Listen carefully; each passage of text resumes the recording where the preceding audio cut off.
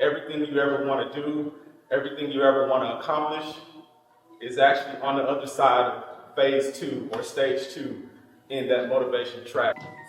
Hey, what's up, good people? I hope you're doing extremely well. Today I wanted to talk about why motivating yourself is actually easier than you think. Why motivating yourself is actually easier than you think. I think at the core of us as human beings, we have a very innate, selfish nature. And I'm not talking about, that as a bad thing. I'm talking about that as a survival thing. Our selfish nature tells us the things that we have to do for living, for taking care of ourselves, for, getting up and feeding ourselves, making sure we have water, making sure we're clothed, doing all those things that are innately a part of our survival. But I think where we as humans go wrong, or where we not necessarily go wrong, but where we are demotivated is around the things that are going to either be good or bad for us in the immediate state or the instant gratification state.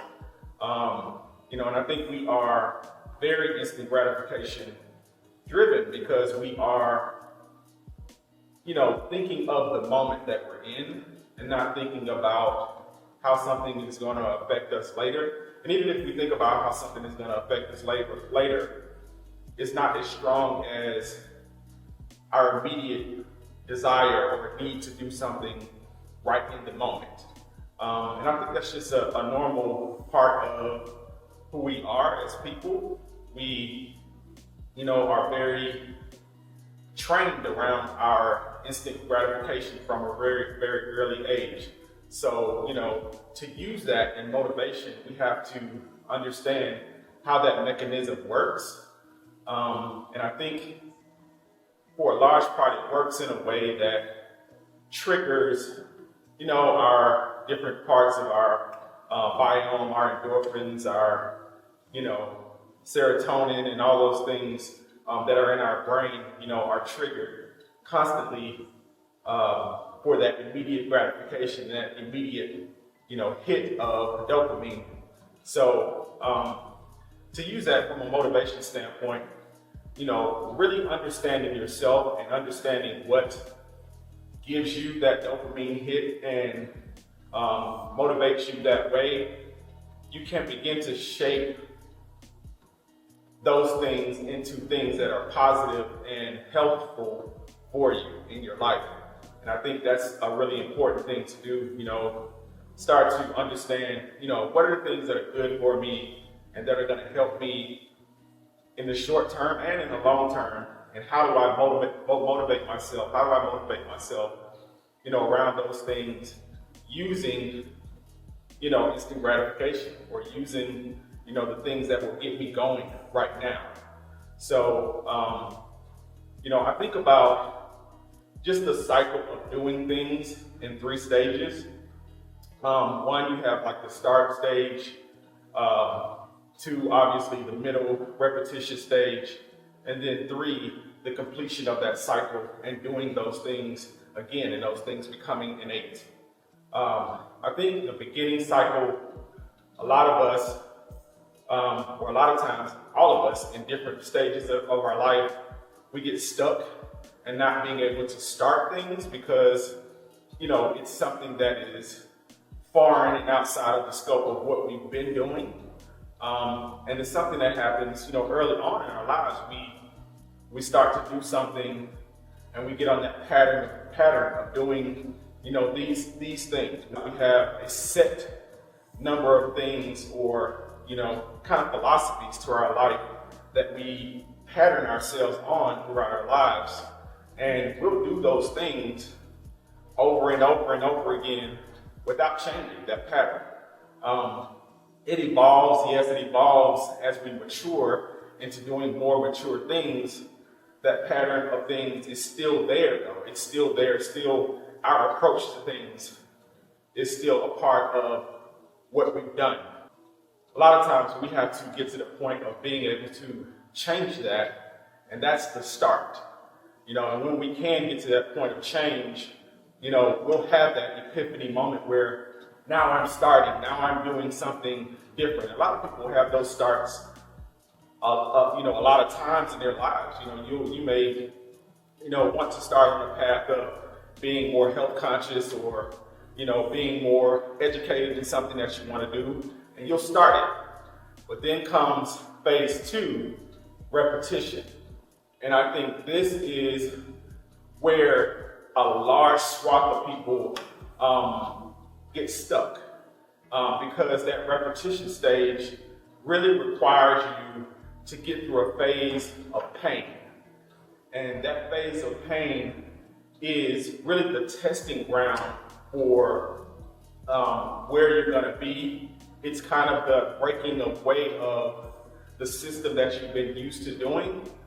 It is the shedding of that, which can be very difficult because it is a stage of growth, and real growth has, unfortunately, pain associated with it. When you grow in a real sense, there is that phase of pain that you have to go through to shed, bad habits or things that you are doing that are preventing you from doing the other thing.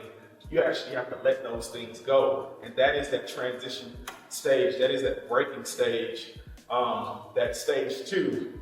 So if you're conscious of that and understand that you're in stage 2 of your development or your motivation track, really, really dig in. That's all I can say is that you have to really dig in and get through that point, because what's on the other side of that is everything. Everything you ever want to do, everything you ever want to accomplish is actually on the other side of phase 2 or stage 2 in that motivation track. So if you are in that place right now, I just want to tell you, you got to dig in. You got to dig in and you got to get through it, because that is the point where people stop and go back. And once you do that, then you get back to phase 1 where you have to decide again to start. You got to decide again to start. And sometimes, yes, that's easy, but if you don't get through phase 2, you're going back again to phase 1. So I just want to say, if you are, at that place where you're in those different phases of what you're doing, get through them. Get through to phase 2 and go ahead and go to phase 3.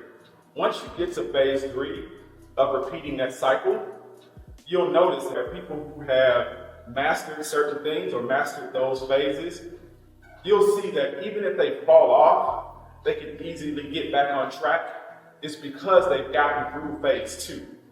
And once you get through phase 2, you're in a state where, I know we've all heard of muscle memory, cognitive memory.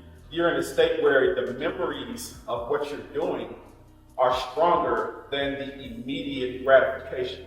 So even if you are getting off track, it's easier for you to get back on track and do things because you've already gone through that repetitious state of shedding the other things. So the good thing that you're doing now is more powerful than the other detriment or the other thing that is detrimental to you. I know it seems sometimes harder than it is, but I think if you are conscious of that and you can get through those phases and get to that other side, get to number 3, it becomes innate. And once something becomes innate, you can always go back to that and always do it. So I just want to say that's my take, or I just want to say that's been my observation of just motivating ourselves. We have to get through the different stages of motivation, and it becomes easier. It becomes easier. Motivating yourself becomes a whole lot easier when you are able to change your behavior and get to the other side of what your behavior is. then it becomes a lot easier, and you're able to do that in everything. It transfers to everything, so really figure out what that main thing, that main obstacle is for you, and work through that. Because it's different it's different for most people. Most people have something that is a bear in their life that really is an obstacle. And once you figure out what that obstacle is, and you're able to work through that stage 2 of repetition, of shedding that particular thing, you can do anything. Honestly, literally, you can do anything. Anything you set your mind to, any vision you have, anything that you feel, okay, I want to do this now. You'll be able to do that because you have gotten through that main obstacle, that main, void or piece of space in your life that stops you. At phase 2, once you get through that, you're done. You can do anything you want to do. I hope this was helpful to someone. We'll see you in the next one.